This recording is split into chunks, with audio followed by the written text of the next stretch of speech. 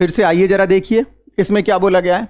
When UV light of wavelength 300 nanometer is incident on the metal surface having work function 2.13 electron volt, emission of electron take place. The stopping potential is, बहुत simple हो गया यार, जो energy आ रही है वो दो जगह जाएगी, hc अपॉन लैम्डा आ रही है, और वो कहां कहां जाएगी, वो वर्क फंक्शन में जाएगी प्लस काइनेटिक एनर्जी। हमें क्या बताना है भाई, हमें बताना है स्टॉपिंग पोटेंशियल। ठीक है मेरे बच्चों, देखो जरा इधर, अब hc by lambda equal to phi naught, stopping potential कितना हो जाएगा, ई वी नॉट। इस टाइप से कर लेंगे आप। तो अब आपके पास एच बी है, सी बी है, देखो एच और सी का मल्टीप्लाई सीधे आपको कितना रखना है, 1240 इलेक्ट्रॉन वोल्ट में। ठीक है, तो आप इसको सॉल्व कर सकते हैं, कोई दिक्कत नहीं है, और यहां से सीधे सीधे फॉर्मूले में वैल्यू डालिए, आंसर आ जाएगा ऑप्शन नंबर बी, 2 वोल्ट आएगा। आप डायरेक्ट कैलकुलेशन करिए, कोई प्रॉब्लम नहीं है। नेक्स्ट प्रॉब्लम की तरफ चलते हैं। देखिए, जब हमने फोटो इलेक्ट्रिक इफेक्ट किया था, थ्योरी वाला जब लेक्चर देखा था हमने, तो वहां पर मैं आपको बार बार बता रहा था कि फोटो इलेक्ट्रिक इफेक्ट से हमने क्या किया, लाइट का पार्टिकल नेचर प्रूफ किया। ठीक है, और ये क्वेश्चन भी बनता है कि जो वेव थ्योरी है लाइट की, वहां से हम लोग लाइट के पार्टिकल नेचर को प्रूफ नहीं करते हैं।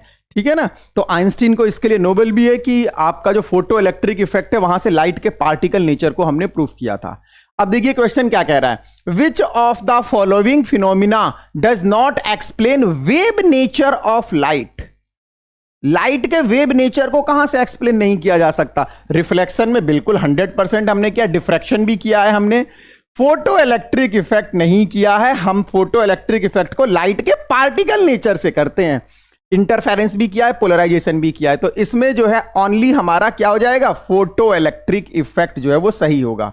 अब देखिए जरा, ऑप्शन नंबर ए जो है वो किसको बोल रहा है, वो सी को। तो आप यहां पर क्लिक करते और एक कदम और एडवांस की तरफ।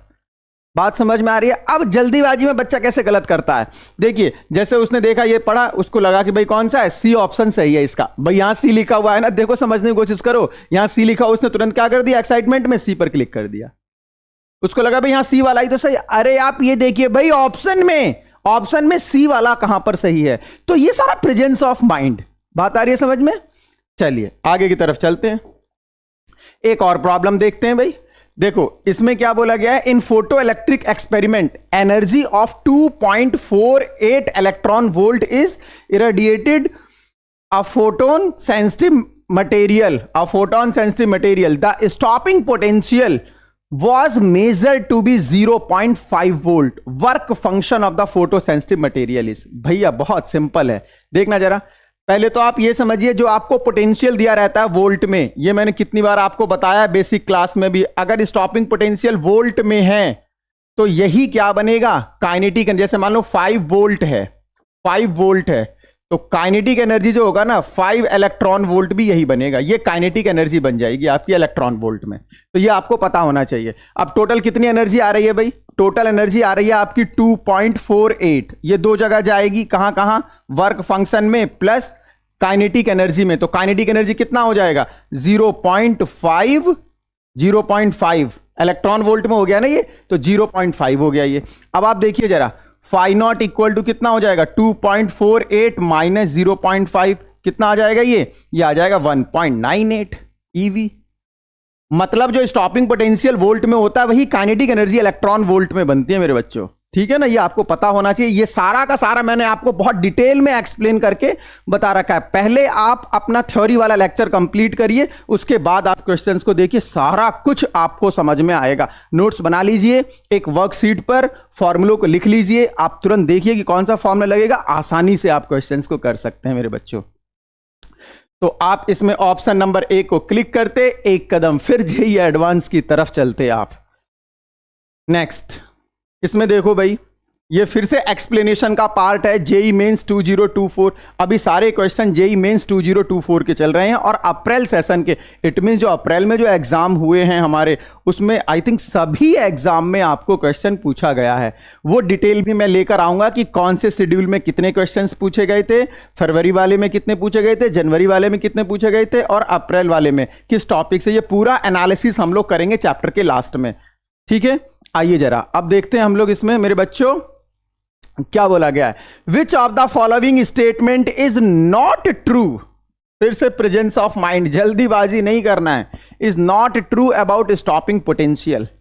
चलो भाई, it depends upon frequency of incident radiation. बिल्कुल सही बात है यार, जब मैं आपको पढ़ा रहा था तो थ्रेशोल्ड फ्रीक्वेंसी के बाद स्टॉपिंग पोटेंशियल पर डिपेंड तो करता है। 100% इन्होंने सही बोला है।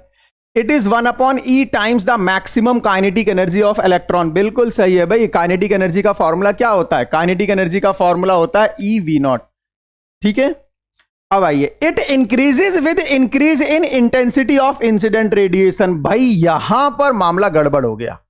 ये तो मैंने आपको बताया ही नहीं है, ये तो चिल्ला चिल्ला कर मैंने समझाया था आपको कि stopping potential intensity of incident radiation पर डिपेंड नहीं करता है, because intensity of incident radiation का मतलब only number of emitted photons होते हैं, ना कि उनकी एनर्जी।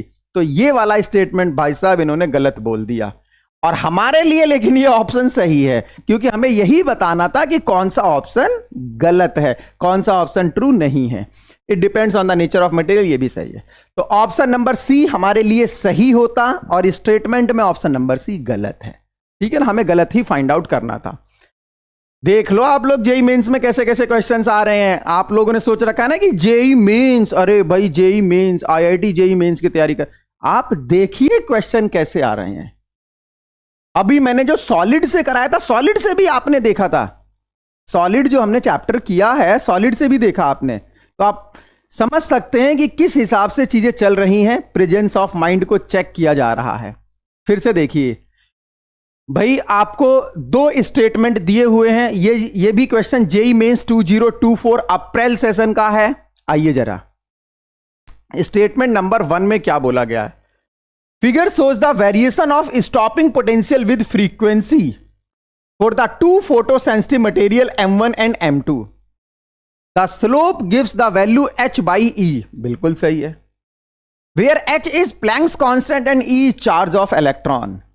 अब जब मैं आपको बेसिक थ्योरी पढ़ा रहा था तो वहां पर मैंने बताया था, देखना जरा, अगर हम स्टॉपिंग पोटेंशियल और फ्रीक्वेंसी में ग्राफ बनाते मेरे बच्चों, तो EV0 काइनेटिक एनर्जी हो गया equal to total energy H nu minus work function, ऐसे बताया था मैंने। अब यहां से देखना V0 इक्वल टू, ये समझाया था मैंने आपको, H/E into nu minus phi naught, ऐसे ही समझाया था मैंने आपको। अब ये जो है आपका ये Y है, ये हमने X एक्सिस पर लिया है, देखिए ये X एक्सिस पर है, ये Y पर है ये, तो और ये आपका इंटरसेप्ट बन जाएगा और ये आपका M बन जाएगा। तो Y equal to mx plus c को अगर आप फॉलो कर रहे हैं तो इसमें देखिए जरा स्लोप कितना बन रहा है। स्लोप कितना होगा इसका? H/E, और वही बात यहां पर बोली जा रही है कि इसका स्लोप H/E होता है। तो ये स्टेटमेंट 100% करेक्ट है। अब स्टेटमेंट नंबर 2 में आइए। M2 will emit photoelectron of greater kinetic energy for the incident radiation having same frequency। मतलब यह हुआ कि अगर मैं सेम फ्रीक्वेंसी डालूं दोनों पर, M1 और M2 पर, सेम फ्रीक्वेंसी का मतलब एनर्जी सेम है। भाई फ्रीक्वेंसी और एनर्जी आपस में रिलेट करता है ना, एनर्जी का फॉर्मूला क्या होता है? H new. तो मैंने दोनों पर जब सेम फ्रीक्वेंसी डाला, इसका मतलब दोनों पर सेम एनर्जी गया।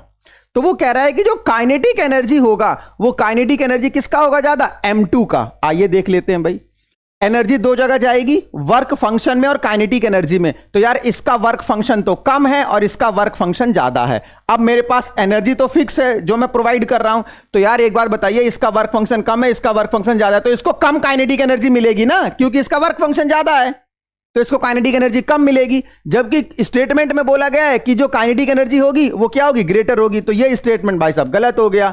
तो इसी तरीके से हम क्या आंसर करेंगे? देखिए statement 1 is correct and statement 2 is incorrect, ये हमारे लिए सही होता।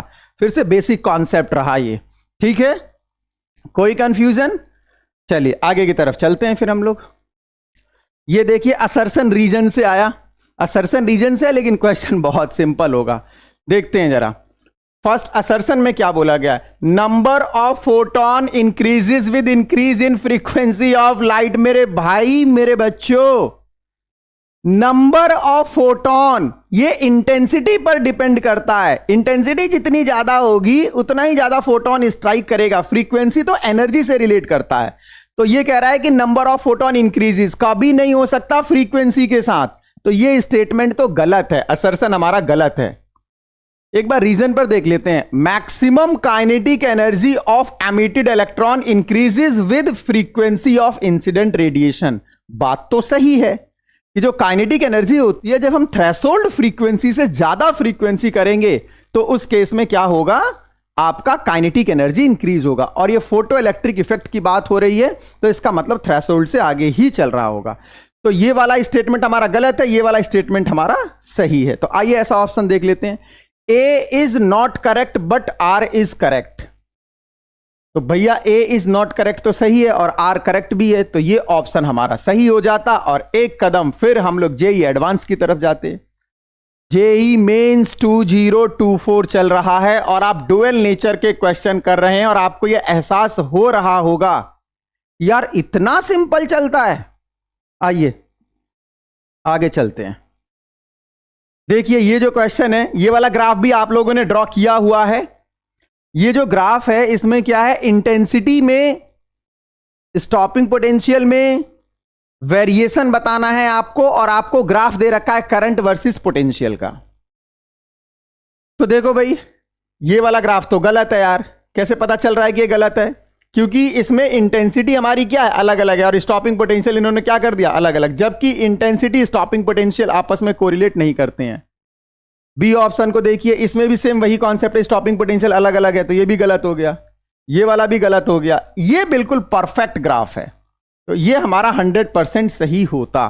तो ऑप्शन नंबर सी पर करेक्ट करते और एक कदम जेई एडवांस की तरफ चलते। आइए